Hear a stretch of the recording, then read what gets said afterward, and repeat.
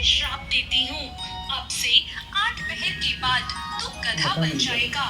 श्राप सुनते ही जाट डर गया और गाय से माफी मांगने लगा, लेकिन तब तक गाय तालाब में पूरी तरह डूब चुकी थी। यह देखकर जाट उदास हो गया और उदास मन से ही वो ससुराल पहुंचा।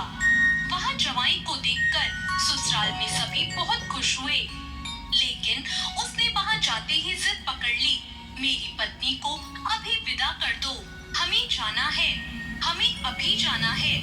सभी ने उससे बहुत मिन्नतें की कि कुछ समय यहाँ रुको, लेकिन उसने घर जाने की रट लगा ली। उसकी पत्नी ने कहा, सब रोक रहे हैं तो क्यों नहीं रुक जाते। तब उसने अपनी पत्नी को श्राप वाली सारी बात बता दी। बात सुनकर उसकी पत्नी उसके साथ घर के लिए रवाना हो गई। घर पहुंच के कुछ समय बाद जाट गधा बन गया। उसकी पत्नी उसे घर में लेकर बैठी रही। धीरे धीरे उनके घर का सारा राशन और धन खत्म हो गया।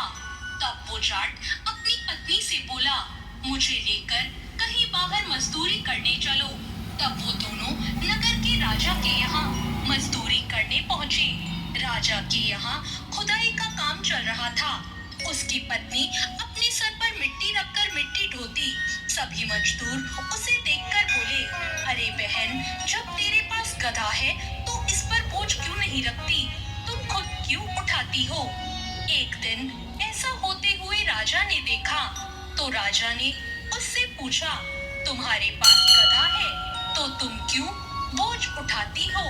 तब वो बोली, महाराज, यह गधा नहीं है, ये मेरे पति हैं, इन्हें गाय का श्राप लगा है।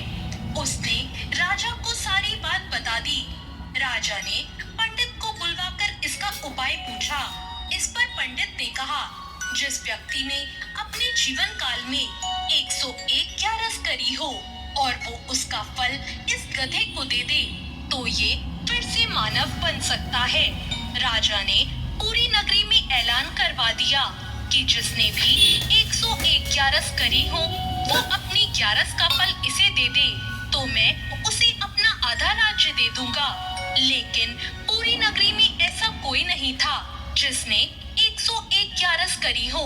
किसी ने 10, किसी ने 11 तो किसी ने 21 ग्यारस ही करी थी। तभी एक बुढ़िया आई और बोली, राजा जी, मैंने पूरी 101 ग्यारस करी है। राजा बोला, तुम अपनी ग्यारस इस गधे को दे दो तो मैं तुम्हें मुंह मांगा वरदान दूंगा।